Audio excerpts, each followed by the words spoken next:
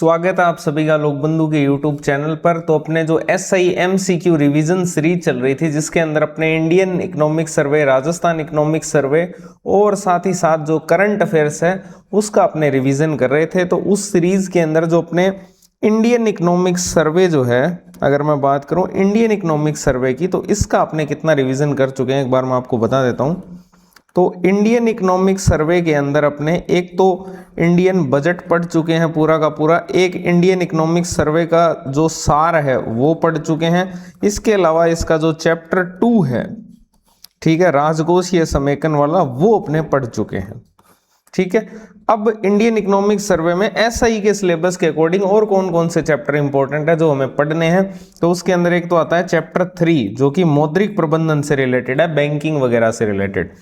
फिर आता है चैप्टर 4 जो विदेशी व्यापार से संबंधित है, जहां से निश्चित रूप से प्रश्न आएगा। चैप्टर 5 जो कि आपके मुद्रास्फीति से रिलेटेड है, ठीक है। चैप्टर 6 जो कि आपके कृषि से रिलेटेड है। चैप्टर 7 सेवा क्षेत्र से रिलेटेड है। चैप्टर 8 उद्योग। तो ये सारे चैप्टर अपने पढ़ने वाले हैं, जिसके अंदर ये चैप्टर 2 डन कर चुके हैं। आज अपने चैप्टर 5 को पढ़ने वाले हैं, मुद्रास्फीति को, ठीक है। अच्छा, एक चीज और बता दूं सबसे पहले, तो कुछ लोग पूछते रहते हैं पीडीएफ का कि पीडीएफ कहाँ मिलेगी, ठीक है। तो पीडीएफ बहुत सिंपल है, ये पूरी की पूरी जो बुक है, बुक पीडीएफ है इंडियन इकोनॉमी की, एसआई के लिए हमने तैयार की है, जिसके अंदर आपको क्या क्या मिलने वाला है। तो इसके अंदर सबसे पहले तो अगर सोर्सेज की बात करें तो इसमें जो भारतीय आर्थिक समीक्षा है उसको यूज किया गया, इंडियन इकोनॉमिक सर्वे यूज की गई, इंडियन बजट को यूज किया गया है। इसके अलावा करंट्स के लिए पीआईबी को यूज किया गया है और एनसीईआरटी सार संग्रह जो है उसको यूज किया गया है। अब अगर यहाँ पर अपने देखें इंडेक्स को, इसमें एक तो सबसे पहला चैप्टर तो आपके इंडियन बजट हो गया, इसके बाद में इंडियन इकोनॉमिक सर्वे का सार हो गया, फिर इंडियन इकोनॉमिक सर्वे के जो चैप्टर एसआई के लिए इंपॉर्टेंट है वो सारे यहाँ पर कवर किए हुए हैं सारे। राजकोषीय घटनाक्रम, मौद्रिक प्रबंधन, विदेशी व्यापार, मुद्रास्फीति, कृषि, सेवा क्षेत्र, उद्योग क्षेत्र।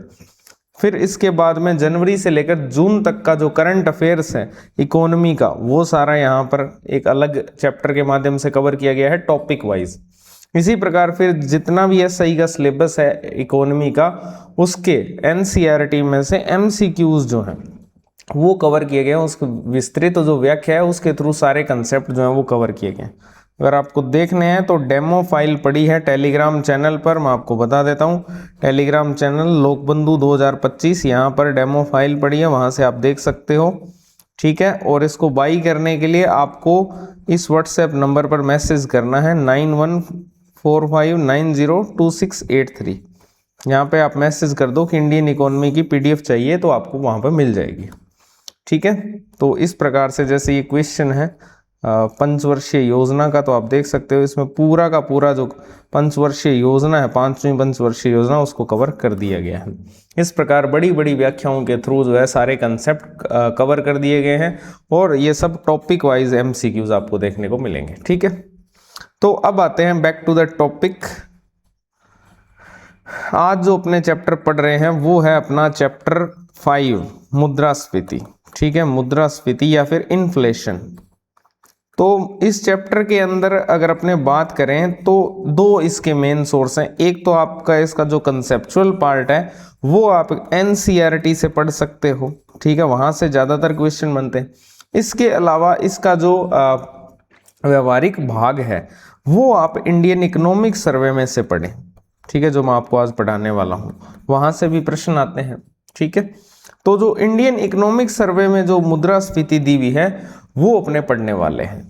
अब इसके अंदर सबसे पहले अगर अपने बात करें तो सबसे पहले तो अगर अपने वैश्विक स्तर पर मुद्रास्फीति जो है उसका रुझान देखें, उसका एक ओवरव्यू देखें, तो इसको आपको याद करने की नीड बिल्कुल भी नहीं है। मैं आपको सिंपल बता दूंगा जो चीज याद करने वाली है।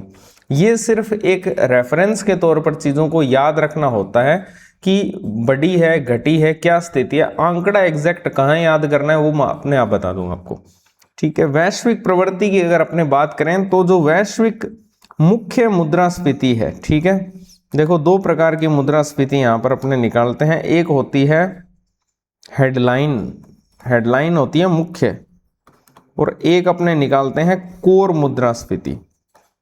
कोर मुद्रास्फीति में अपने क्या करते हैं, जो खाद्य और ईंधन है, खाद्य वस्तुएं हैं और जो साथ ही साथ में ईंधन है, इसको अपने माइनस कर देते हैं हेडलाइन में से। हेडलाइन में जितनी वस्तुएं शामिल की जाती है उनमें से खाद्य और ईंधन को माइनस कर देते हैं, तो कोर मुद्रास्फीति आ जाती है। ये आगे बहुत काम आएगी आपके लिए, ठीक है। और मुद्रास्फीति जो है भारत के अंदर आप सबको पता है सीपीआई के थ्रू निकाली जाती है या फिर डब्ल्यूपीआई के थ्रू निकाली जाती है, और ज्यादा मान्य कौन सी है, सीपीआई वाली।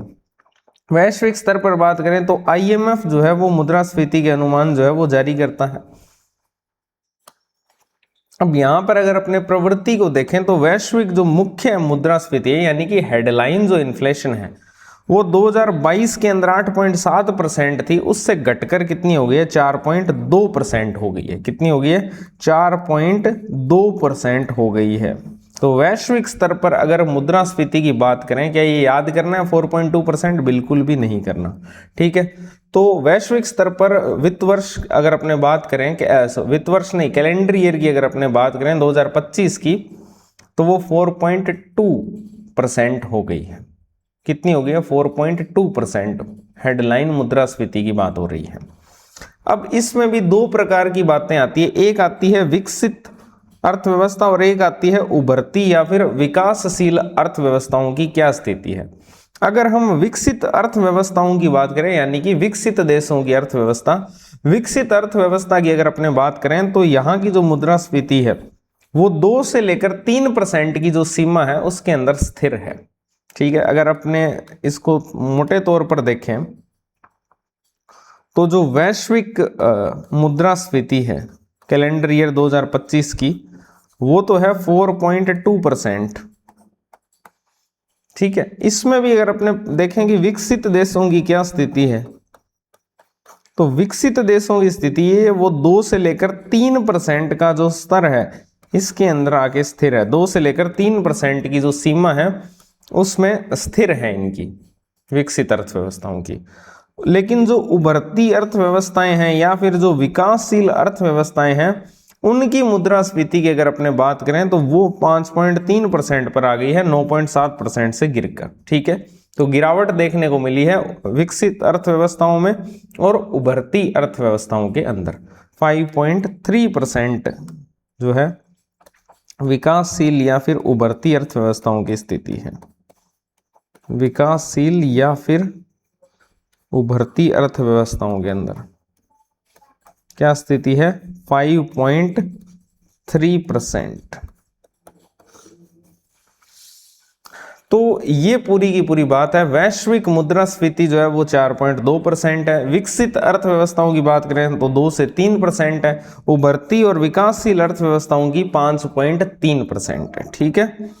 अब अगर यहां पर अपने देखें कि भारत का क्या प्रदर्शन रहा है, भारत की क्या स्थिति है, तो आईएमएफ के आंकड़ों के अनुसार भारत ने 2.8% की मुद्रास्फीति जो है वो दर्ज की है, जो कि उभरते जो बाजार है यानी उभरती अर्थव्यवस्थाएं हैं उनमें सबसे तीव्र गिरावट है।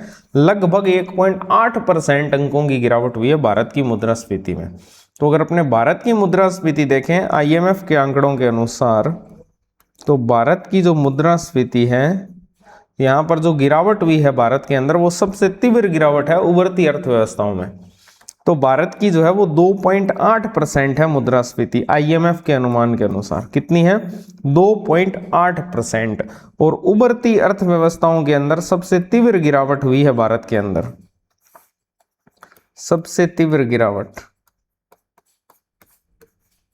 1.8% अंक की हुई है। 1.8% अंकों की गिरावट देखने को मिली है। सबसे तीव्र गिरावट जो है वो भारत की ही इन्फ्लेशन में हुई है, ठीक है। तो ये पूरा का पूरा वैश्विक रुझान है मुद्रास्फीति का, जिसमें से भारत वाली जो है वो ज्यादा इंपॉर्टेंट है। भारत की मुद्रास्फीति कितनी दर्ज हुई है, 2.8%।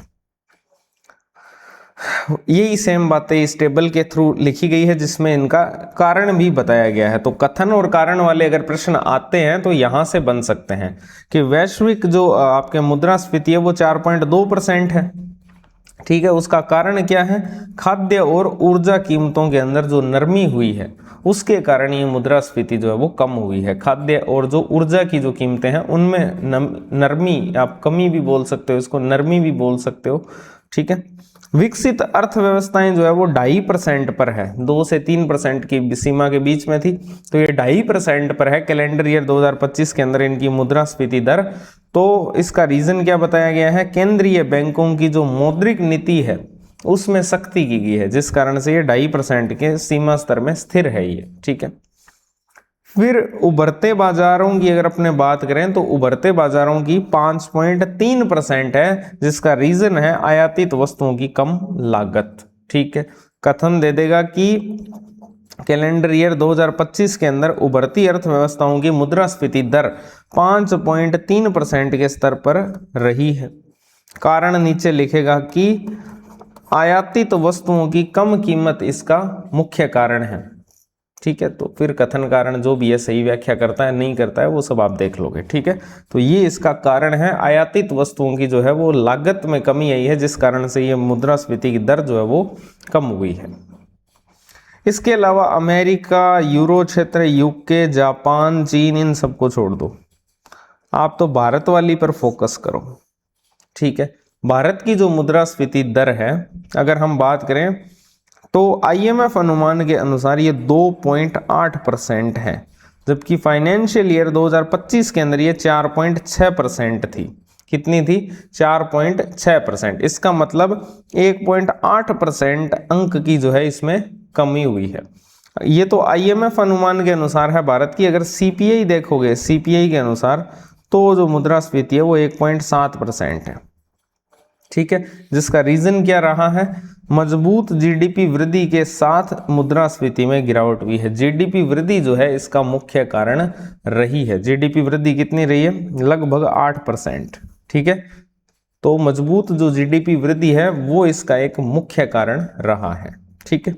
ये पूरा का पूरा वैश्विक रुझान है। आपके वैश्विक स्तर पर अगर मुद्रास्फीति देखोगे 4.2%, विकसित अगर अर्थव्यवस्थाओं की देखोगे तो लगभग 2.5%, 2 से 3% के सीमा स्तर में रहती है। उभरती और विकासशील की देखोगे तो 5.3% है, भारत की देखोगे तो 2.8% है, ठीक है। और उभरती अर्थव्यवस्थाओं में सबसे तीव्र गिरावट भारत में ही हुई है, 1.8% अंक की। अब अगर अपने यहां पर बात करें दूसरे सेगमेंट की तरफ कि वैश्विक जो केंद्रीय बैंक है ना, जो केंद्रीय बैंक है उनकी नीतिगत प्रतिक्रियाएं क्या रही इस पर, ठीक है, मुद्रास्फीति पर। वैश्विक जो केंद्रीय बैंक है उनकी नीतिगत प्रतिक्रियाएं क्या रही, तो उसके अंदर सबसे पहले तो जो मुख्य नीतिगत कदम है उसमें मुद्रास्फीति दबाव कम होने के कारण जो विकसित देश हैं उनके केंद्रीय बैंकों ने नीतिगत दरों के अंदर 75 से 100 आधार अंकों की कटौती की है। जो विकसित आपके देश हैं उन्होंने जो BPS में कमी की है बेसिक पॉइंट्स के अंदर, तो वो की है 75 से लेकर 100 आधार अंकों की कटौती। 75 से 100 आधार अंकों की कटौती किसने की है? विकसित देशों ने। अगर हम भारत की बात करें तो भारत के अंदर केंद्रीय बैंक RBI है, और RBI ने क्या किया है, तो RBI ने नीतिगत दर है, पॉलिसी रेट है, उसके अंदर 125 आधार अंकों की कमी की है। तो आपको ये थोड़ा सा आइडिया रहना चाहिए कि अगर हम विकसित अर्थव्यवस्थाओं की बात करें, विकसित अर्थव्यवस्थाओं की अगर अपने बात करें तो विकसित अर्थव्यवस्थाओं ने 75 से 100 BPS की कमी की है, 100 बेसिक पॉइंट्स की कमी की है। अगर हम RBI की बात करें और फिर नीचे बैंक ऑफ जापान की भी बात करेंगे, ठीक है। अगर हम RBI की बात करें तो RBI ने नीतिगत दर के अंदर 125 बेसिक पॉइंट्स की क्या की है? कमी की है। RBI ने 125 बेसिक पॉइंट्स की क्या की है? कमी की है। और उसी प्रकार अगर हम बैंक ऑफ जापान की बात करें तो बैंक ऑफ जापान एक अपवाद रहा है जिसने 2024 के अंदर नकारात्मक जो ब्याज दर व्यवस्था है वो समाप्त करने के बाद 2025 के अंदर दरों में 50 BPS की वृद्धि की है। बाकी सबने तो कटौती की है BPS में, लेकिन बैंक ऑफ जापान एक अपवाद रहा है और इसने क्या किया है? 50 BPS की क्या की है? 50 BPS की वृद्धि की है, बढ़ोतरी की है, ठीक है, इन सब ने तो, विकसित अर्थव्यवस्थाओं ने तो 75 से 100 आधार अंकों की कटौती की है।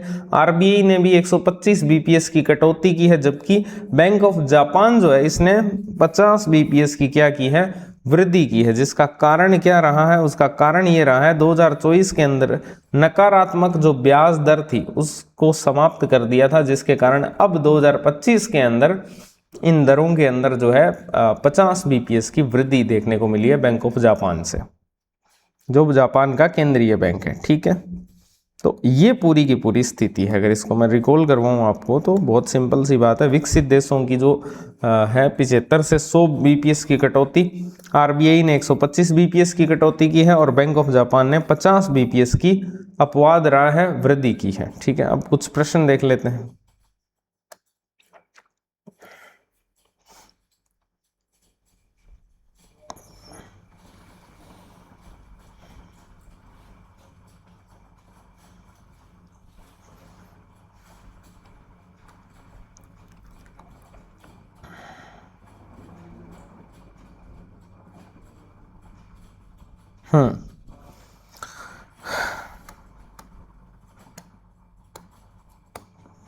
वैश्विक और घरेलू केंद्रीय बैंकों की मौद्रिक नीति जो प्रतिक्रियाएं हैं उसके संदर्भ में असत्य कथन का चयन कीजिए। विकसित अर्थव्यवस्थाओं के केंद्रीय बैंकों ने दरों में 75 से 100 बीपीएस की कटौती की है, बिल्कुल सही है ये। ठीक है, दूसरा है आरबीआई ने नीतिगत दर में 125 बीपीएस की कमी की है, ये भी बिल्कुल सही है।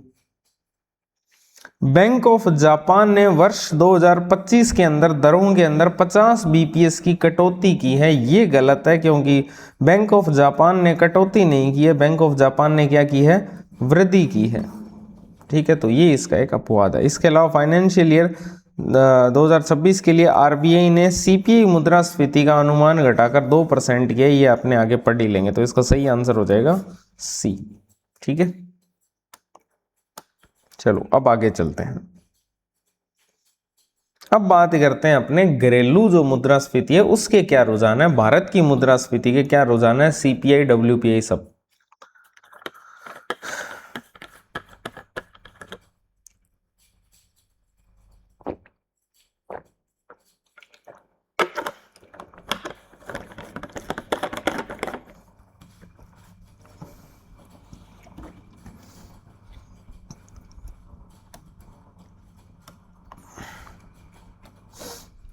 तो आप सबको पता ही है भारत के अंदर जो है मुद्रास्फीति का आकलन सीपीआई के अनुसार होता है, उपभोक्ता मूल्य सूचकांक के अनुसार, और एक होता है डब्ल्यूपीआई के अनुसार, है ना, थोक मूल्य सूचकांक। लेकिन इन दोनों में से जो मान्य है सबसे ज्यादा वो है सीपीआई, उपभोक्ता मूल्य सूचकांक। अब कमेंट सेक्शन में आप बताओगे डब्ल्यूपीआई का नया आधार वर्ष क्या है और सीपीआई का नया आधार वर्ष क्या है। ठीक है, कमेंट सेक्शन में लिख देना। अब अगर अपने भारत के अंदर मुद्रास्फीति के घरेलू रुझान देखें तो अपने को बेसिकली यही देखना है कि सीपीआई आधारित जो मुद्रास्फीति है उसको अपने खुदरा मुद्रास्फीति बोलते हैं, और डब्ल्यूपीआई आधारित जो मुद्रास्फीति है उसको बोलते हैं थोक मुद्रास्फीति। ठीक है, तो ये जो खुदरा मुद्रास्फीति है जो सीपीआई आधारित होती है, अगर हम सीपीआई आधारित खुदरा मुद्रास्फीति की बात करें तो ये फाइनेंशियल ईयर 26 के अंदर अगर अपने बात करें अप्रैल से लेकर दिसंबर तक 1.7% पर आ गई है। ठीक है, जो कि वर्तमान सीपीआई श्रृंखला, वर्तमान में तो ये चेंज हो चुकी है इसका आधार वर्ष, लेकिन इससे पहले 2012 था। ठीक है, 2012 में 100 पर थी ये, तो वर्तमान सीपीआई श्रृंखला में अब तक की ये न्यूनतम दर पाई गई है इस बार जो सीपीआई की दर है। ठीक है, तो अगर हम बात करें फाइनेंशियल ईयर 2026 की तो सीपीआई आधारित जो खुदरा मुद्रास्फीति है फाइनेंशियल ईयर 26 की अगर अपने बात करें, 26 नहीं, फाइनेंशियल ईयर 25,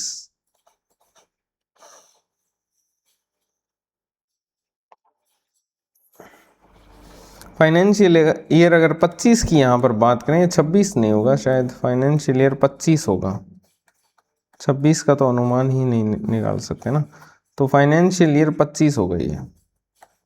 अगर हम फाइनेंशियल ईयर 25 की बात करें तो इसमें ये जो मुद्रास्फीति है सीपीआई आधारित वो कितनी रही है, 1.7% रही है। कितनी रही है? 1.7% रही है। ये एक आंकड़ा याद करना है, ठीक है। कितनी है? 1.7% फाइनेंशियल ईयर 25 के अंदर, अप्रैल से लेकर दिसंबर तक, ठीक है, जो कि अब तक की न्यूनतम दर है 2012 के बाद, ठीक है। तो 2012 के बाद जो है अब तक की न्यूनतम दर है। अब ये 2012 यहाँ पर क्या है? तो 2012 इसका क्या है? आधार वर्ष है। वर्तमान में तो चेंज हो चुका है, जो आप कमेंट सेक्शन में बताओगे, लेकिन जो चेंज हुआ है उससे पहले जो आधार वर्ष था, क्योंकि आर्थिक समीक्षा 2025 की है, तो 2025 में इसी आधार वर्ष का उपयोग किया गया है, ठीक है। तो 2012 का जो आधार वर्ष है उसके बाद अब तक की जो है ये सबसे न्यूनतम दर है मुद्रास्फीति की, सबसे न्यूनतम दर है, सबसे न्यूनतम दर है सीपीआई की 1.7%, ठीक है। 1.7% सबसे न्यूनतम दर है अब तक की आधार वर्तमान सीपीआई श्रृंखला में, ठीक है। अब अगर अपने बात करें, ये तो बात हुई सीपीआई आधारित खुदरा मुद्रास्फीति जो 1.7% है, और जो वर्तमान जो सीपीआई श्रृंखला है उसमें अब तक की न्यूनतम दर है। अगर हम डब्ल्यूपीआई आधारित तो थोक मुद्रास्फीति की बात करें, ठीक है, डब्ल्यूपीआई आधारित थोक मुद्रास्फीति की अगर अपने बात करें, तो जो कारखाना द्वार है, फैक्ट्री गेट है, फैक्ट्री गेट जो मूल्य हैं वो लगातार सीपीआई से कम रहे हैं और व्यापक अपस्फीति कारक जो है वो प्रभाव डालते रहे हैं। ये कोई विशेष नहीं है। डब्ल्यूपीआई आधारित जो थोक मुद्रास्फीति है वो आपके फैक्ट्री गेट जो मूल्य हैं वो लगातार सीपीआई से कम ही रहे हैं और व्यापक जो अपस्फीति कारक होते हैं, ठीक है, वो प्रभाव डालते रहे, मतलब माइनस नकारात्मक प्रभाव इस पर डाल रहे हैं जो फैक्ट्री गेट मूल्य हैं। तो ये कोई विशेष तथ्य है नहीं, ठीक है। फिर अक्टूबर 2025 का ऐतिहासिक निचला स्तर अगर अपने देखें तो अक्टूबर 2025 के अंदर जो खुदरा मुद्रास्फीति है वो घटकर 0.3% ही रह गई, जो वर्तमान सीपीआई श्रृंखला का सबसे निचला स्तर है। अगर आपसे पर्टिकुलर मंथ पूछे, वैसे तो अगर हम बात करें तो फाइनेंशियल ईयर 25 में अब तक की न्यूनतम जो सीपीआई आधारित खुदरा मुद्रास्फीति है वो देखने को मिली है इस वर्तमान सीपीआई श्रृंखला के बाद से। इसमें भी अगर वो पर्टिकुलर कोई मंथ पूछ ले कि किस मंथ की सबसे कम रही है, तो वो रहा है अक्टूबर मंथ। अक्टूबर 2025 के अंदर 0.3% ही मुद्रास्फीति थी, जो कि वर्तमान सीपीआई श्रृंखला का सबसे निचला स्तर है, ठीक है। तो पर्टिकुलर मंथ अगर आपसे पूछे कि सबसे निचला स्तर किसका रहा, तो अक्टूबर 2025 का रहा। इसके बाद में यहां पर दिए हुए हैं सीपीआई बनाम डब्ल्यूपीआई मुद्रास्फीति के रुझान, जिसमें से आपको ना तो ये देखना है, ना ये देखना है, ना ये देखना है, सिर्फ आपको ये वाला देखना है 2025-26 अप्रैल से लेकर दिसंबर तक की क्या स्थिति है, ठीक है। यानी वित्त वर्ष 2025 की स्थिति आपको देखनी है, जिसके अंदर आपके सीपीआई जो आपके मुद्रास्फीति है या हेडलाइन मुद्रास्फीति है वो कितनी है? 1.71% और थोक मुद्रास्फीति है 0.04%, ठीक है। यही मैंने आपको ऊपर बताया था, ठीक है। 1.7% कह लो, 1.71 कह लो। तो अगर हम बात करें यहाँ पर तो 1.7% है या 1.71% भी कह सकते हो। और जो आपके डब्ल्यूपीआई है, डब्ल्यूपीआई आधारित तो थोक मुद्रास्फीति वो 0.04% है। कितनी है? 0.04% फाइनेंशियल ईयर 2025 के अंदर, ठीक है। तो ये दो आंकड़े बस आप याद रख लें, यही इनफ है। चलो अब आगे चलते हैं और बात करते हैं कोर मुद्रास्फीति विश्लेषण की। Core inflation analysis. Core inflation analysis क्या है? तो मैंने आपको पहले ही बताया था, एक होती है हेडलाइन मुद्रास्फीति और एक होती है कोर मुद्रास्फीति, ठीक है। तो अगर हम हेडलाइन मुद्रास्फीति के अंदर जो वस्तुएं ले रहे हैं उसमें से खाद्य पदार्थ और ईंधन को माइनस कर देते हैं तो अपने पास में कोर मुद्रास्फीति आ जाती है। तो वही यहाँ पर डिफरेंस समझाया गया है कि खाद्य पदार्थों के कारण हेडलाइन मुद्रास्फीति जो है वो तेजी से घटी है। खाद्य पदार्थों के कारण, क्योंकि हेडलाइन में तो खाद्य पदार्थ होते हैं, ईंधन भी होता है, तो खाद्य पदार्थों के कारण क्या हुआ है, जो हेडलाइन जो मुद्रास्फीति है वो तेजी से घटी है। वहीं अगर अपने कोर मुद्रास्फीति की बात करें तो वहां पर ना तो खाद्य पदार्थ होते हैं और ना ही ईंधन होता है, तो वहां पर क्या स्थिति रही है, तो वहां पर फाइनेंशियल ईयर 25 के 3.5% से बढ़कर फाइनेंशियल ईयर 26 के अंदर 4.3% जो है वो प्रतीत हुई है। ठीक है, अगर हम कोर मुद्रास्फीति की बात करें, हेडलाइन की बात नहीं कर रहे हैं, कोर मुद्रास्फीति, तो हेडलाइन में तो देखो खाद्य कीमतों के अंदर जो है तेजी से उसमें गिरावट हुई है हेडलाइन मुद्रास्फीति में, लेकिन कोर मुद्रास्फीति जो है वो बढ़ी है। वो कितनी हो गई है, 4.3% हो गई है। कोर मुद्रास्फीति कितनी हो गई है, 4.3%, बिकॉज कोर मुद्रास्फीति में खाद्य पदार्थ नहीं लिए जाते और ना ही ईंधन लिया जाता। तो जब इनको माइनस कर देंगे तो ये कितनी, फिर इसमें तो बढ़ोतरी होगी, 4.3% जो है देखने को मिली है कोर मुद्रास्फीति। ठीक है, फाइनेंशियल ईयर 26 के अंदर। अब अगर अपने आगे बात करें तो इसमें जो आपके बहुमूल्य धातु है जैसे गोल्ड है, सिल्वर है, इनका भी तो प्राइस बढ़ा है, उसका क्या प्रभाव पड़ा है। ठीक है, तो गोल्ड और सिल्वर का क्या प्रभाव रहा है, तो कोर जो मुद्रास्फीति है उसमें यह स्थिरता केवल सोने और चांदी की वैश्विक कीमतों में उछाल के कारण थी। ठीक है, जो कोर मुद्रास्फीति है जहां पर ईंधन और ये सब नहीं लिया जाता, तो वहां पर जो सबसे ज्यादा प्रभावकारी कारक रहा है वो रहा है बहुमूल्य धातुएं, सोना और चांदी। तो कोर मुद्रास्फीति में जो स्थिरता आई है मुद्रास्फीति में, वो केवल और केवल सोने और चांदी की जो वैश्विक कीमतें हैं उनमें जो उछाल हुआ है उसके कारण आई है। तो ये आपको कथन कारण में पूछा जा सकता है कि कोर मुद्रास्फीति में जो स्थिरता आई है वो किस कारण आई है, सोने और चांदी की वैश्विक कीमतों में उछाल के कारण। इसके अलावा एक होती है एडजस्टेड कोर मुद्रास्फीति। एडजस्टेड कोर का मीनिंग होता है समायोजित, है ना। अगर हम बहुमूल्य धातुओं को बाहर निकाल दें तो कोर मुद्रास्फीति मात्र और मात्र 2.27% रह जाती है। कितनी थी, 4.3%। ठीक है, अगर हम इसमें से बहुमूल्य धातुओं को निकाल दें तो ये 2.27% रह जाएगी। तो ये एडजस्टेड कोर मुद्रास्फीति है। ठीक है, कि बहुमूल्य धातुएं सबसे इसमें प्रभावकारी कारक है कोर मुद्रास्फीति का। अगर हम उन्हीं को भी निकाल दें तो ये 2.27% ही रह जाएगी। और पेट्रोल और डीजल जो है उनका प्रभाव हटाने पर ये 2.36% रहती है। पेट्रोल डीजल को माइनस कर दें तो ये 2.36% रहती है। क्या ये सब याद करना है, बिल्कुल भी नहीं।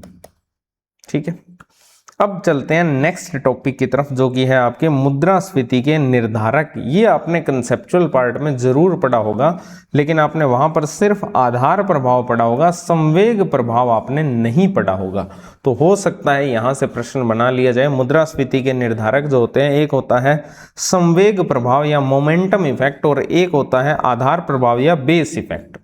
अब इनमें डिफरेंस क्या होता है वो आप समझ लो ध्यान से। ठीक है, एक होता है संवेग प्रभाव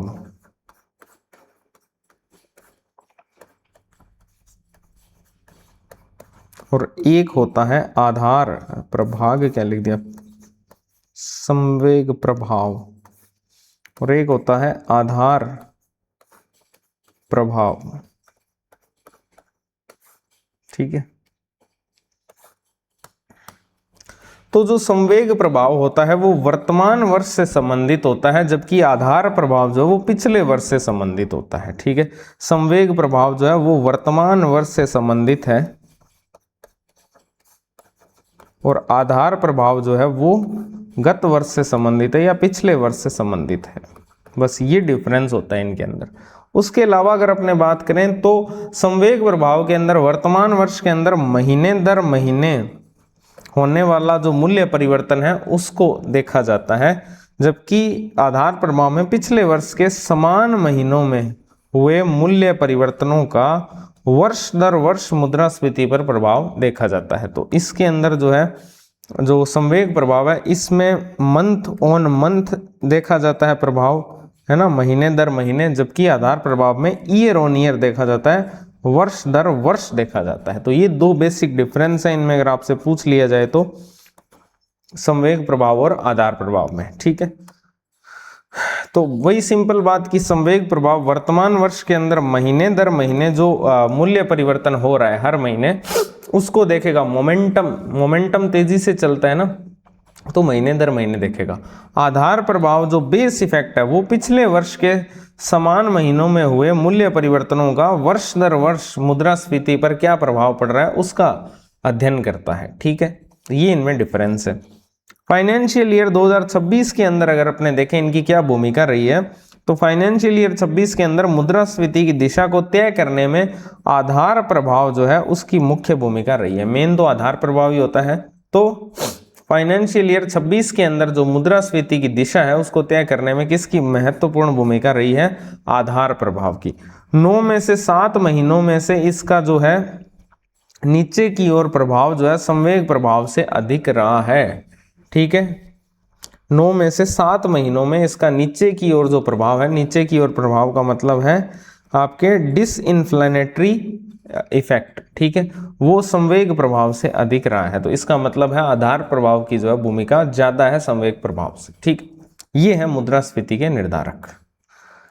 आगे चलते हैं, बात करते हैं खाद्य मुद्रास्फीति की। ये एक अलग टॉपिक है, ध्यान रखना, खाद्य मुद्रास्फीति। ठीक है, और सरकारी नीतिगत हस्तक्षेप ये अपने देखने वाले हैं। खाद्य मुद्रास्फीति का मतलब क्या है? एक होती है आपके हेडलाइन मुद्रास्फीति, एक होती है आपके कोर मुद्रास्फीति। तो कोर मुद्रास्फीति में हम खाद्य और ईंधन को माइनस कर देते हैं, लेकिन अगर हम पर्टिकुलर खाद्य वस्तुओं की ही मुद्रास्फीति की बात करें तो उसको बोलेंगे हम खाद्य मुद्रास्फीति। तो उसके अंदर एक अवस्फीति का मतलब समझ लेना आप। अवस्फीति का मतलब है नकारात्मक, यानी कि कमी, नकारात्मक, ऋणात्मक रही है अगर, तो उसको बोलते हैं अपने अवस्फीति। अवस्फीति का मतलब है ऋणात्मक। तो खाद्य पदार्थों के अंदर जो है वो अवस्फीति देखने को मिली है। जून 2025 से खाद्य मुद्रास्फीति जो है वो ऋणात्मक क्षेत्र में प्रवेश कर गई है। तो ये इंपॉर्टेंट फैक्ट है, ध्यान रखना। खाद्य जो है वो आपके खाद्य वस्तुएं जो है वो अवस्फीति की कैटेगरी में आ चुकी है, वहां पर अब ऋणात्मक हो चुकी है मुद्रास्फीति जहां। तो जून 2025 से खाद्य मुद्रास्फीति जो है वो ऋणात्मक क्षेत्र के अंदर प्रवेश कर गई है। अगर हम बात करें अक्टूबर 2025 की, है ना, तो अक्टूबर 2025 में -5.02% की सबसे बड़ी मासिक गिरावट दर्ज की गई। आपने ऊपर भी पढ़ा था अक्टूबर 2025 को। तो अक्टूबर 2025 के अंदर जो है वो खाद्य मुद्रास्फीति में सबसे ज्यादा गिरावट हुई है, -5.02% की। बस आपको एक चीज याद रखना है, खाद्य जो मुद्रास्फीति है वो अब ऋणात्मक क्षेत्र में प्रवेश कर गई है जून 2025 से, इसलिए उसको अब अपने खाद्य अवस्फीति बोलते हैं। ठीक है, और अक्टूबर 2025 के अंदर ये सबसे अब तक की सबसे बड़ी मासिक गिरावट हुई है -5% की, ऐसा मान लो आप। अब इसके मुख्य कारक क्या रहे हैं? तो मुख्य कारक वही हैं जो आपके सब्जियां, जिसमें टॉप सब्जियां आती है टमाटर, प्याज और आलू, है ना, टोमेटो, अनियन और पोटैटो। ठीक है, दालों और मसालों की कीमतें जो हैं इनके अंदर भारी गिरावट हुई है, जिस कारण से ये ऋणात्मक क्षेत्र में चली गई है खाद्य मुद्रास्फीति। अब यहाँ पर प्रमुख खाद्य घटकों का मूल्य रुझान बताया गया है और उसके लिए सरकार ने क्या नीतिगत कदम उठाए हैं, तो उसमें आपको फिर पढ़ने की ज़रूरत नहीं है। जैसे सब्जियां हैं तो सब्जियों में एक नज़र में इसको देख लो, याद कुछ नहीं करना। सब्जियां हैं तो 20 से 40% की इसमें गिरावट हुई है। ठीक है, और सरकार ने फिर इसके लिए क्या नीतिगत कदम उठाए हैं, तो बफर स्टॉक, रियायती दरों पर खुदरा बिक्री स्टार्ट की है, रेल परिवहन का प्रयोग किया है प्याज वगैरह के लिए। अगर हम पल्सेस की बात करें, दालों की बात करें, तो 9 महीने तक लगातार इनके दाम में गिरावट हुई है। ठीक है, पीली कीमतें क्या, पीली मटर जो है उसके ऊपर 30% आयात शुल्क, ठीक है, और मसूर और चने पर 10% आयात शुल्क लागू किया गया है सरकार के द्वारा। तो ये आप याद करना चाहो तो ये जरूर कर सकते हो। सरकार ने जो नीतिगत हस्तक्षेप किया है, पीली जो मटर है उस पर 30% आयात शुल्क को लागू किया है और मसूर और चने के ऊपर 10% आयात शुल्क जो है वो लागू किया है। हम अगर एडिबल ऑयल की बात करें, खाद्य तेल की बात करें, तो अगस्त 2025 के बाद इसकी गति में जो है वो नरमी हुई है और कच्चे जो खाद्य तेल है, ठीक है, खाद्य तेलों की बात हो रही है यहाँ पर, उन पर बेसिक कस्टम ड्यूटी जो है BCD उसको 20% से घटाकर 10% किया गया है। ठीक है, ये एक फैक्ट आप याद कर सकते हो कि जो खाद्य तेल है उनके ऊपर जो BCD लगती है, बेसिक कस्टम ड्यूटी, उसको 10% कर दिया गया है 20% से घटाकर। अनाज वगैरह की क्या स्थिति है, छोड़ दो इसको। दूध वगैरह सब, ठीक है। तो ये पूरा का पूरा था। अब आगे कृषि परिदृश्य और उत्पादन दिया हुआ है, जिसको आप कंप्लीटली छोड़ सकते हो, इसमें कुछ भी एज सच इतना इंपॉर्टेंट नहीं है एग्जाम में आने लायक। इसमें रबी की बुआई के अंदर क्या स्थिति रही है, तो इसमें ईयर ऑन ईयर इतनी वृद्धि दर्ज की गई है, दालों का रकबा, ये सब कुछ नहीं है, ठीक है, ये आपके काम के नहीं है। फिर अगर आपसे पूछ ले कि कोर सीपीआई के मुख्य घटक कौन से हैं, देखो सिंपल बात, एक तो थी हेडलाइन मुद्रास्फीति, जिसमें आपकी सारी ही वस्तुएं देखी जाती है। उस हेडलाइन में से अगर आप खाद्य और ईंधन को हटा दो तो बाकी जो वस्तुएं देखी जाती है वो उसको अपने कोर बोल देते हैं। और इस कोर मुद्रास्फीति में भी बहुत सारी वस्तुएं आती है, लेकिन इनमें से मुख्य जो 4 वस्तुएं हैं या 4 घटक हैं इसके, जो 60% से भी अधिक योगदान देते हैं कोर मुद्रास्फीति में, वो कौन से हैं? तो कोर सीपीआई जो है उसके 4 मुख्य घटक, एक तो है कपड़े और जूते, दूसरा है आवास, तीसरा है स्वास्थ्य और चौथा है परिवहन एवं संचार। तो ये जो 4 घटक हैं इनका 1/3 हिस्सा है कुल सीपीआई बास्केट के अंदर। जो कोर सीपीआई है उसके अंदर कोर सीपीआई का ये 60% से भी अधिक हिस्सा रखते हैं, और कुल सीपीआई जो है हेडलाइन सीपीआई उसका 1/3 हिस्सा है ये, और कोर के अंदर तो 60% से भी अधिक है, ठीक है। तो ये थोड़ा सा आपको पता होना चाहिए कि जो कोर सीपीआई है उसके 4 मुख्य घटक कौन से हैं, जो कि उसमें 60% से भी अधिक योगदान रखते हैं। तो उसमें आते हैं कपड़े और जूते, आवास, स्वास्थ्य और परिवहन और संचार। और कुल सीपीआई के अंदर अगर अपने बात करें तो उसका ये 1/3 है ये चारों, ठीक है, और कोर सीपीआई का 60% से भी अधिक।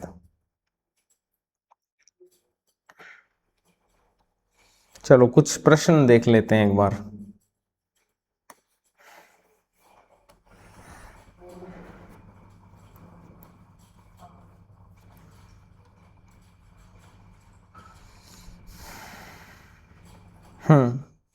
भारत में सीपीआई आधारित जो खुदरा मुद्रास्फीति है उसके संदर्भ में निम्नलिखित कथनों पर विचार कीजिए। फाइनेंशियल ईयर 26 के अंदर खुदरा जो मुद्रास्फीति है वो घटकर 1.7% पर आ गई है, जो कि वर्तमान सीपीआई श्रृंखला में अब तक की न्यूनतम दर है। बिल्कुल सही है। अक्टूबर 2025 के अंदर खुदरा मुद्रास्फीति घटकर 0.3% ही रह गई है, जो वर्तमान सीपीआई श्रृंखला का ऐतिहासिक निचला स्तर है। दोनों ही कथन जो है वो सही है और आपसे सत्य ही पूछा है, ठीक है। फिर बात करते हैं कोर मुद्रास्फीति के संदर्भ में कौन सा जो है वो सही है, कोर इन्फ्लेशन के संदर्भ में कौन सा सही है। तो कोर मुद्रास्फीति के अंदर केवल खाद्य और ईंधन मदों को शामिल किया जाता है। कोर इन्फ्लेशन में केवल खाद्य और ईंधन मदों को शामिल किया जाता है, ये तो बिल्कुल ही गलत है, इनको तो हटाया जाता है वहां से। फाइनेंशियल ईयर 26 के अंदर कोर मुद्रास्फीति में वृद्धि का मुख्य कारण बहुमूल्य धातुओं की कीमतों में उछाल था। बिल्कुल। पेट्रोल और डीजल को हटाने पर एडजस्टेड कोर मुद्रास्फीति 4.62% हो जाती है। ये भी यहां पर गलत ही रहेगा, आई थिंक। देख लेते हैं, बाकी ये आपको याद नहीं करने हैं, ठीक है, इसलिए मैं भी याद नहीं करता हूं इनको। ये 2% पर रहेंगे। पेट्रोल डीजल को भी हटा दो तो भी 2 आएगा, बहुमूल्य धातुओं को हटा दो तो भी 2 आएगा, ठीक है। तो ये भी गलत है, और बहुमूल्य धातुओं को हटाने पर कोर मुद्रास्फीति 3.5 हो जाती है, ये भी गलत है, ठीक है। तो इसका सही आंसर हो जाएगा बी।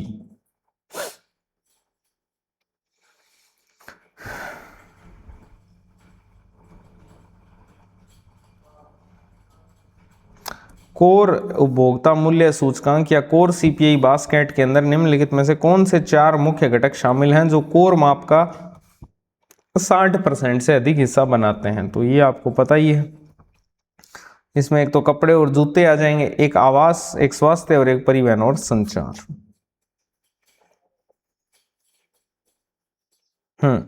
खाद्य मुद्रास्फीति को नियंत्रित करने के लिए भारत सरकार द्वारा उठाए गए नीतिगत कदमों के संबंध में सही सुमेलन कौन सा है? पीली मटर पर 50% आयात शुल्क लागू किया गया है, तो ये तो नहीं किया गया, 30 के आसपास किया गया है ना।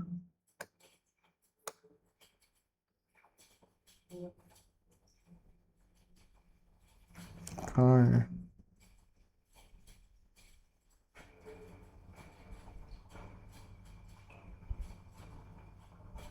पीली मटर पर 30% जो आयात शुल्क है वो लागू किया गया है, ठीक है, 50% नहीं किया गया है। प्याज जो है इस पर रेल परिवहन का प्रयोग और बफर स्टॉकिंग जो है वो की गई है, तो ये सही लग रहा है। कच्चे खाद्य तेल जो है इस पर BCD को 10% से बढ़ाकर 20% किया गया है, तो ये उल्टा कर दिया इन्होंने, 20% से घटाकर इसको 10% किया गया है। चना और जो मसूर है उस पर आयात शुल्क को पूर्णतः समाप्त कर दिया है, ये तो बिल्कुल भी नहीं। इस पर कितना लागू किया गया है आयात शुल्क, तो 10% जो है चने और मसूर पर आयात शुल्क लागू किया गया है। तो इसका सही आंसर हो जाएगा बी की प्याज जो है इसमें रेल परिवहन का प्रयोग और बफर स्टॉकिंग की गई है। मुद्रास्फीति के निर्धारक आधार प्रभाव और संवेग प्रभाव के संदर्भ में कौन सा कथन सत्य है? संवेग प्रभाव पिछले वर्ष के तो बिल्कुल ही गलत है, वर्तमान वर्ष पर है। आधार प्रभाव चालू वर्ष में माह दर माह होने वाले मूल्य परिवर्तन देखता है, बिल्कुल भी नहीं, वर्ष दर वर्ष होने वाले देखता है। फाइनेंशियल ईयर 26 में मुद्रास्फीति की दिशा तय करने में आधार प्रभाव की मुख्य भूमिका रही है, जिसका प्रभाव नीचे की ओर रहा है, ठीक है। फाइनेंशियल ईयर 26 के सभी 12 महीनों में संवेग प्रभाव आधार प्रभाव से अधिक प्रभावी रहा है, नहीं, 7 से 9 महीनों में रहा है, ठीक है, सभी 12 में तो नहीं रहा है, तो इसका आंसर हो जाएगा सी, ठीक है। तो ये प्रश्न थे, अब आगे चलते हैं।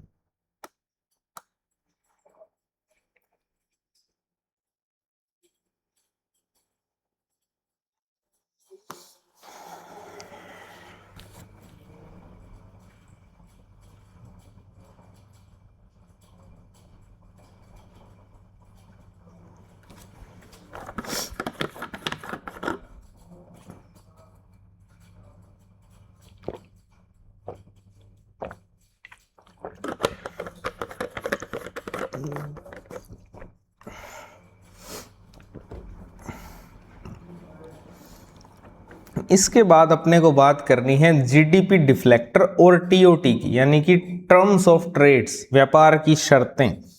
एक तो है जीडीपी डिफ्लेक्टर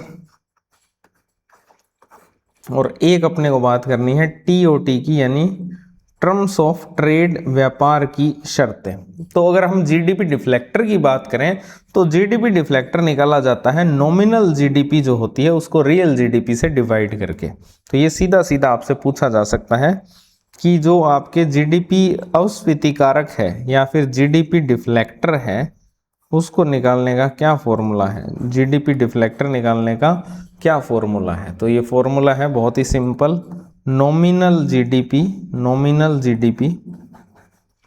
बटा रियल जीडीपी, ठीक है। नॉमिनल जीडीपी में रियल जीडीपी का अगर आप भाग लगा देते हो तो आपके पास में जीडीपी अस्फीति कारक आ जाता है, जिसको अपने बोलते हैं जीडीपी डिफ्लेक्टर, ठीक है। और ये जो जीडीपी डिफ्लेक्टर होता है ये पूरी अर्थव्यवस्था में सामान्य मूल्य स्तर का एक व्यापक माप है। जीडीपी डिफ्लेक्टर क्या है? पूरी अर्थव्यवस्था में सामान्य मूल्य स्तर का एक व्यापक माप है, जिसके अंदर सेवाओं के मूल्य और उत्पादन संरचना में जो परिवर्तन होता है वो शामिल होता है। तो जीडीपी डिफ्लेक्टर के अंदर दो चीजें शामिल होती है, एक सेवाओं के मूल्य, एक तो इसमें सेवाओं के मूल्य शामिल है और दूसरा इसमें क्या शामिल है, उत्पादन संरचना के अंदर हो रहे परिवर्तन, उत्पादन संरचना में हो रहे परिवर्तन।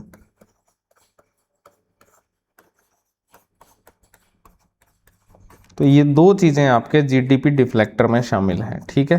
तो जीडीपी डिफ्लेक्टर क्या है? Nominal GDP divided by real GDP, और इसके अंदर दो चीजें देखी जाती है, सेवाओं के मूल्य और उत्पादन संरचना में हो रहे परिवर्तन, ठीक है। और ये आपके सामान्य मूल्य स्तर का एक व्यापक माप है। इसके अलावा इसके अंदर एक आता है अंतर्निहित मूल्य अस्फीति कारक, जिसको अपने बोलते हैं इम्प्लीसिट प्राइस डिफ्लेक्टर, आईपीडी, है ना। इम्प्लीसिट प्राइस डिफ्लेक्टर क्या होता है? आईपीडी,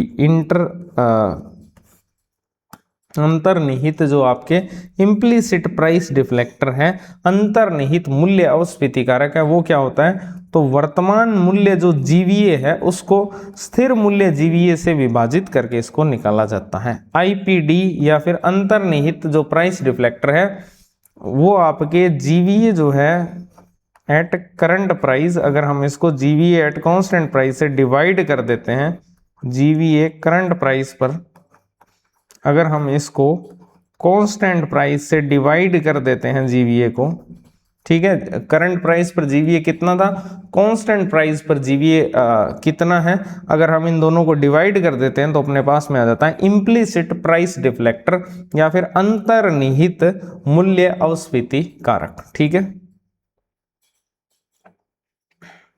आगे हम बात करते हैं व्यापार की शर्तों की, जो कि है कृषि और विनिर्माण के संदर्भ में। क्या ये सब याद करनी है? तो एज सच इतना याद करने की नीड नहीं है इनको। ठीक है, कृषि और विनिर्माण इनका हम कंपैरिजन देख रहे हैं। तो अगर हम बात करें आधार वर्ष की 2011-12 की, तो उसकी तुलना में फाइनेंशियल ईयर 2025 के अंदर क्या स्थिति रही है। अगर हम कृषि जीवीए अस्फीति कारक की बात करें, ठीक है, जो जीवीए होता है इसमें आपको पता है ये सेक्टर वाइज योगदान निकाला जाता है, तो उसमें अगर अपने कृषि की बात करें तो कृषि जीवीए जो अस्फीति कारक है वो 2.17 हो चुका है। कितना हो चुका है? 2.17। उद्योग अस्फीति कारक हो चुका है 1.55। विनिर्माण का जो अस्फीति कारक है वो हो गया है 1.41 और सेवा क्षेत्र का अस्फीति कारक हुआ है 1.75। इसका मतलब अस्फीति सबसे ज्यादा कहां पर हुई है? कृषि के अंदर। ठीक है, तो कृषि जीवीए का जो अस्फीति कारक है वो 2.17 पर पहुंच गया है। परिणाम की अगर अपने बात करें तो विनिर्माण और कृषि के अस्फीति कारक का अनुपात जो है, अगर हम इस अनुपात की बात करें कि कृषि का तो 2.17 है अस्फीति कारक और इसका 1.41 है। अस्फीति कारक आपको बता दिया, nominal GDP divided by real GDP. ठीक है, तो ये कृषि का अगर अपने देखें तो 2.17 और इसका विनिर्माण का 1.41। अगर आप इनको डिवाइड करोगे तो विनिर्माण और कृषि के अस्फीति कारक का जो अनुपात है वो 0.65 आएगा, जो कि फाइनेंशियल ईयर 2005 के अंदर 1.29 आता था, लेकिन फाइनेंशियल ईयर 2025 में ये 0.65 आ रहा है। इसका मतलब इसमें 50% की गिरावट देखने को मिली है। क्या ये फैक्ट याद करने? बिल्कुल भी नहीं, बस आपको इनका याद रखना है कि अस्फीति कारक सबसे ज्यादा हाँ कृषि का है। ठीक है, फिर अगर आप कृषि और विनिर्माण को डिवाइड करोगे तो 50% की कमी आएगी फाइनेंशियल ईयर 25 में 5 की तुलना में, बस ये याद रखना है। अब अगर हम बात करें कृषि के पक्ष में जो व्यापार की शर्तें हैं उनका क्या प्रभाव रहा है, तो उसका सकारात्मक प्रभाव देखने को मिला है। संसाधनों का कृषि की ओर जो है वो स्थानांतरण हुआ है, जिसमें भूमि का कृषि उपयोग बढ़ना हो गया या फिर श्रमिकों का पुनः कृषि की ओर लौटना हो गया, ये चीजें शामिल हैं। ठीक है, तो व्यापार की शर्तों का कृषि पर सकारात्मक प्रभाव पड़ा है, जैसे कि संसाधनों का कृषि की ओर जो है वो स्थानांतरण हुआ है, जिसमें आप भूमि का बोल लो, कृषि उपयोग बढ़ना कह लो, या फिर श्रमिकों का पुनः कृषि की ओर लौटना जो है, ये चीजें शामिल हैं। अब इसमें चैलेंज क्या है, चुनौती क्या है? तो चुनौती है विनिर्माण क्षेत्र के अंदर जो मार्जिन्स हैं वो कम मिलते हैं। ठीक है, जिससे कि दीर्घकालिक निवेश जो होता है वो हतोत्साहित होता है। इसका समाधान क्या है? इसका समाधान है farm to fork. Farm to fork, तो फार्म टू फोक नीतियों की आवश्यकता है, जो कि बिचौलियों को हटाकर आपूर्ति श्रृंखला जो है उसको सुव्यवस्थित बनाएगी। ठीक है, आपूर्ति श्रृंखला या सप्लाई चेन जो है उसको सुव्यवस्थित बनाएगी फार्म टू फोर्क नीतियां, जिसमें बिचौलियों को हटा दिया जाएगा। ये सेम कृषि कानून आए थे, उनमें भी यही सेम व्यवस्था थी। ठीक है, तो ये कृषि के संदर्भ में टीओटी के इफेक्ट हैं। अगर हम क्षेत्रीय मुद्रास्फीति देखें, ग्रामीण बनाम शहरी, रूरल वर्सेस अर्बन, तो इसको आपको कैसे समझना है, ध्यान से समझना। तो ग्रामीण जो है, ग्रामीण मुद्रास्फीति 2023-24 के अंदर उच्च रही थी। 2025 के अंदर क्या हुआ? खाद्य कीमतों में कमी हुई, जिस कारण से शहरी दर से अब ये नीचे आ गई है। ग्रामीण जो मुद्रास्फीति की दर है, खाद्य कीमतों में जो कमी हुई है उसके कारण से शहरी दर से अब नीचे आ गई है, जबकि शहरी मुद्रास्फीति में अपेक्षाकृत कम उतार चढ़ाव देखने को मिला है। इसका मतलब ये स्थिरता की तरफ रही है ज्यादा। क्यों? क्योंकि इसमें खाद्य पदार्थों का जो भार है वो कम होता है, सेवाओं और आवास का जो है वो अधिक भार होता है। ठीक है, जबकि यहाँ पर उपभोग टोकरी में खाद्य पदार्थों का अधिक भार होता है। अगर हम ग्रामीण मुद्रास्फीति की बात करें तो इसमें ज़्यादातर खाद्य वस्तुएं ही देखी जाती है, जबकि शहरी के अंदर आपके सेवाएं भी देखी जाती है, आवास भी देखा जाता है। इस वजह से शहरी मुद्रास्फीति में अपेक्षाकृत कम उतार चढ़ाव आपको देखने को मिले हैं, जबकि ग्रामीण के अंदर जो है आपको, क्योंकि खाद्य कीमतों में कमी हुई है, जिस कारण से ये जो मुद्रास्फीति है शहरी दरों से नीचे आई है। क्या याद करना है? नहीं, बस एक बार पढ़ लिया इनफ है। ग्रामीण जो कोर है, अगर हम ग्रामीण कोर की बात करें जिसमें अपने खाद्य और ईंधन को माइनस कर दें, तो ये शहरी कोर से मामूली सी अधिक है, लेकिन कांस्टेंट है। ग्रामीण कोर मुद्रास्फीति जो है वो शहरी कोर से थोड़ी सी अधिक है, ये ध्यान रखना। बस ये फैक्ट एक थोड़ा सा ध्यान रखना, ग्रामीण कोर मुद्रास्फीति शहरी कोर मुद्रास्फीति से हल्का सा क्या है, ज्यादा है। खाद्य और ईंधन हटाने पर मूल्य निर्धारण और मांग पैटर्न दोनों जगह जो है वो समान रहते हैं। ठीक है, ये इसके बाद अगर अपने राज्य स्तरीय मुद्रास्फीति देखें, स्टेट लेवल पर अगर अपने बात करें, तो इसका क्या क्या याद रखना है, सिर्फ एक आधा फैक्ट याद करना है, वो मैं आपको बता देता हूं। सामान्य प्रवृत्ति क्या रही है? सामान्य प्रवृत्ति ये है, लगभग सभी राज्यों के अंदर मुद्रास्फीति आरबीआई का जो सहनशीलता बैंड है उसके अंदर ही रही है। देखो आरबीआई का सहनशीलता बैंड क्या है, आरबीआई का ये पूछा जा सकता है। आरबीआई का मुद्रास्फीति का सहनशील बैंड क्या है? वो है 2 से 6% का। क्या है? 2 से 6% का। आरबीआई का जो सहनशील बैंड है वो 2 से लेकर 6% है। सहनशील बैंड जो है वो 2 से 6% है, इसके भीतर भीतर रहनी चाहिए। और लगभग सभी राज्यों की जो है वो 2 से 6% ही रही है। दो ही इसमें अपवाद देखने को मिले हैं बस। ठीक है, ये आरबीआई का सहनशीलता बैंड है, 2 से 6% के बीच में मुद्रास्फीति रहनी चाहिए। सिर्फ दो ही ऐसे राज्य हैं जो इससे पार गए हैं, एक तो केरल है और एक आपके लक्षद्वीप है। केरल की तो 8 के आसपास में रही है और लक्षद्वीप की 6 पॉइंट समथिंग रही है। ठीक है, तो ये दो ही इसके अपवाद है जो आपको याद रखने हैं, केरल और लक्षद्वीप। बाकी सब इसी रेंज के अंदर रही है, सभी राज्यों की मुद्रास्फीति इसी रेंज में रही है, 2 से 6% वाली। तो ये आरबीआई का एक सहनशील बैंड है। केरल की 8.05, लक्षद्वीप की 6.69% जो है वो रही है, जिसमें जो भी है खुदरा मुद्रास्फीति की ऊपरी सहनशीलता से अधिक है। ठीक है, अब बात करते हैं इसमें राजस्थान की क्या स्थिति रही है। तो राजस्थान की जो खुदरा मुद्रास्फीति है वो घटकर 0.81% रह गई है फाइनेंशियल ईयर 26 के अंदर। जबकि अगर अपने इसको ईयर ऑन ईयर देखें तो फाइनेंशियल ईयर 23 में 6.92 थी, फिर वहां से घटकर अगले वर्ष जो है 6.39 हो गई, फिर और घटी फाइनेंशियल ईयर 25 में 4.34% हो गई, और देन फाइनेंशियल ईयर 26 के अंदर ये आके 0.81% हो गई। इसका मतलब ईयर ऑन ईयर जो है इसमें कमी देखने को मिली है मुद्रास्फीति की दर में। राजस्थान की स्थिति अगर हम देखें तो इसमें ईयर ऑन ईयर जो है वो कमी ही आपको देखने को मिल रही है। इस प्रकार का ग्राफ आएगा, ईयर ऑन ईयर इसमें कमी ही हो रही है मुद्रास्फीति की दर में। ठीक है, और ये फाइनेंशियल ईयर 26 के अंदर कितनी है? 0.26%। कितनी है? 0.81%। तो ये पूरी की पूरी बात है राज्य स्तरीय मुद्रास्फीति में। ठीक है, तो आरबीआई की सहनशीलता बैंड कितनी है? 2 से 6% की है मुद्रास्फीति की, और लगभग सभी राज्य इसी के अंदर ही हैं। दो ही अपवाद है, केरल और लक्षद्वीप। ठीक है, केरल 8 के आसपास में है और लक्षद्वीप 6.69 के आसपास। राजस्थान की बात करें तो राजस्थान की जो है स्थिति वो आपके 0.81% है खुदरा मुद्रास्फीति, 2 से 6 से भी नीचे है ये। ठीक है, तो राजस्थान जो है 0.81% है राजस्थान की खुदरा मुद्रास्फीति, जो कि निरंतर जो है वो घटती ही आ रही है। 2023 के अंदर 6.92 थी, 24 में 6.39 हुई, 25 के अंदर 4.34 हुई, और देन 26 में 0.81% हो गई। ठीक है, अगर हम बात करें राज्य स्तरीय मुद्रास्फीति, तो राज्य स्तरीय मुद्रास्फीति के मुख्य निर्धारक अगर अपने देखें, जिसमें अपने एक 10 ईयर अध्ययन जो है सर्वे के अंदर जो दिया हुआ है वो अपने देखने वाले हैं। तो राज्य स्तरीय मुद्रास्फीति के मुख्य निर्धारक क्या क्या होते हैं बेसिकली, एक होता है वेतन दर, एक होता है आपके वेतन दर। अब ये ध्यान से समझ लेना सारे निर्धारक जो हैं, इसमें एक तो आता है आपके वेतन दर।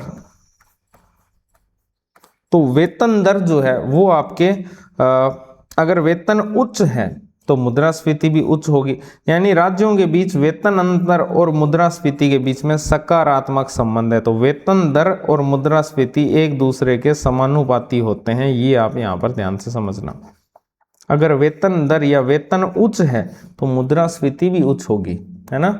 अगर किसी की सैलरी बड़ी है इसका मतलब फिर प्राइस भी बढ़ेंगे वस्तुओं के, ठीक है, तो वहां पे अपने आप एडजस्ट हो जाएगा, वो हम्बल ही रहेगा सारी जिंदगी, ठीक है। तो वेतन दर जो है वो मुद्रास्फीति के समानुपाती होती है या फिर इन दोनों में सकारात्मक संबंध होता है।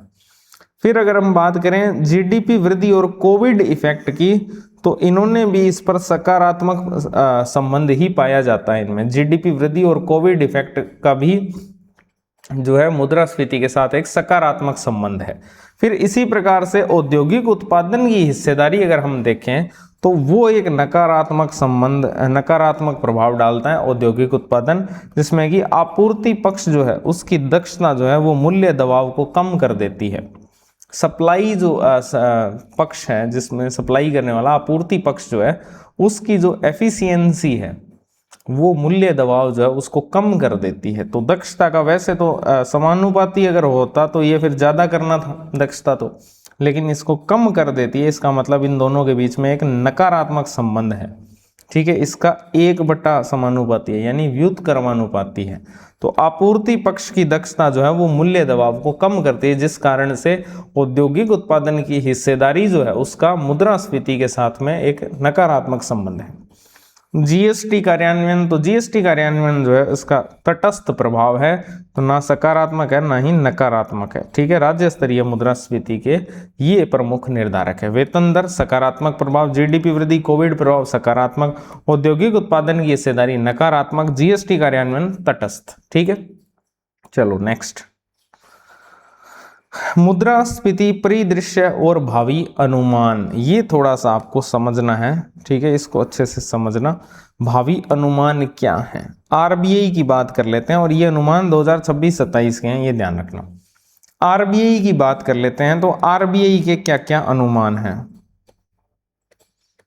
अब आरबीआई जो अनुमान लगाएगा वो एक तो लगाएगा फाइनेंशियल ईयर 26 का, एक वो लगाएगा फाइनेंशियल ईयर 27 के अंदर क्वार्टर्स वाइज, क्वार्टर 1 और फाइनेंशियल ईयर 27 क्वार्टर 2, ठीक है। ये क्वार्टर मैं आपको समझा चुका हूं, 3 महीनों की अवधि होती है वित्त वर्ष की ध्यान रखना, ठीक है। तो आरबीआई के अगर हम अनुमान देखें तो फाइनेंशियल ईयर 26 के अंदर आरबीआई का अनुमान है 2% का मुद्रास्फीति, सीपीआई मुद्रास्फीति की बात हो रही है। कितना है, 2% का। और जो फाइनेंशियल ईयर 27 का क्वार्टर 2 है उसमें इसका दुगुना है 4% का, और यहां पर फिर कितना है तो 3.9% का है क्वार्टर 1 के अंदर। कितना है, 3.9% का, 4% के बिल्कुल पास में। तो अगर आपको ये याद करना हो आरबीआई के क्या अनुमान है सीपीआई मुद्रास्फीति को लेकर, तो फाइनेंशियल ईयर 26 का अनुमान है 2% का, फाइनेंशियल ईयर 27 के क्वार्टर 1 का 3.9% और क्वार्टर 2 का 4% है, ठीक है। ये आपके अनुमान है। फिर आईएमएफ के अगर आपसे अनुमान पूछ लिए जाएं तो आईएमएफ का अनुमान 2.8% है और फाइनेंशियल ईयर 27 में 4% है, ठीक है। अगर हम आईएमएफ के अनुमानों की बात करें तो फाइनेंशियल ईयर 27 में तो ये 4% का अनुमान है, और यहां पर आता है 2.8% का अनुमान आईएमएफ का, ठीक है, फाइनेंशियल ईयर 26 में।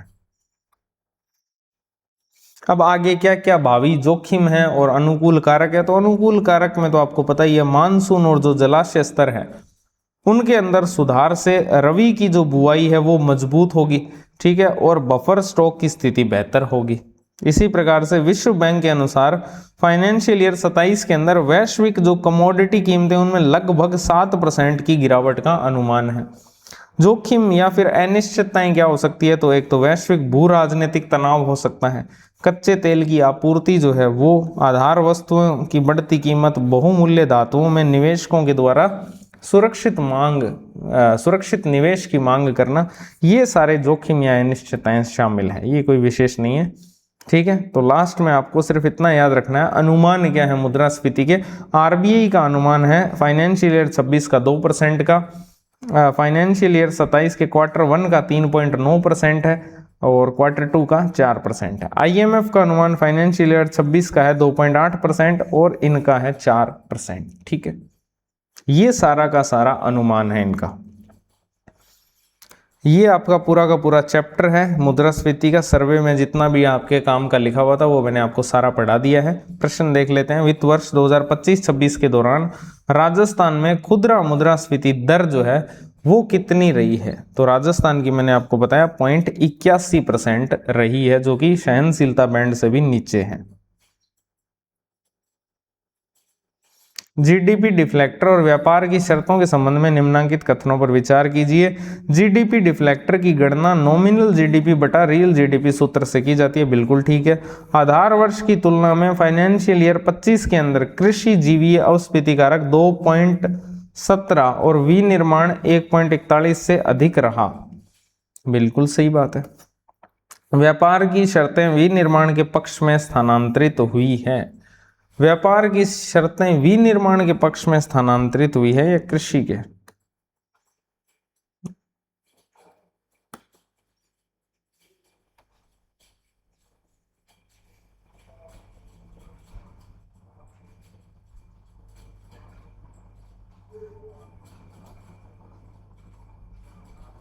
कृषि के पक्ष में हुई है, विनिर्माण के पक्ष में नहीं हुई है। ठीक है, तो व्यापार की जो शर्तें हैं वो आपके, कहाँ गया क्वेश्चन, व्यापार की शर्तें विनिर्माण के पक्ष में स्थानांतरित नहीं हुई, कृषि के पक्ष में स्थानांतरित हुई है। तो कौन सा कथन इनमें से सही है, तो केवल 1 और 2 सही है। 10 वर्षीय जो राज्य स्तरीय मुद्रास्फीति गतिशीलता अध्ययन है उसके अनुसार निम्नलिखित में से किस कारक का राज्य स्तरीय मुद्रास्फीति के साथ में नकारात्मक संबंध पाया गया है? वेतन दर का तो सकारात्मक है, जीडीपी वृद्धि दर का भी सकारात्मक है, कोविड-19 का भी सकारात्मक है, लेकिन औद्योगिक उत्पादन की हिस्सेदारी जो है इसका एक नकारात्मक प्रभाव है। वित्त वर्ष 2025-26 के दौरान भारत के किन राज्यों केंद्र शासित प्रदेशों में खुदरा मुद्रास्फीति आरबीआई के 6% के ऊपरी सहनशीलता बैंड से भी अधिक दर्ज की गई है? तो ये की गई है केरल और लक्षद्वीप। ठीक है, डन। तो ये खत्म होता है आपका पूरा का पूरा चैप्टर 5 मुद्रास्फीति। मिलते हैं अगली क्लास में। Thank you very much.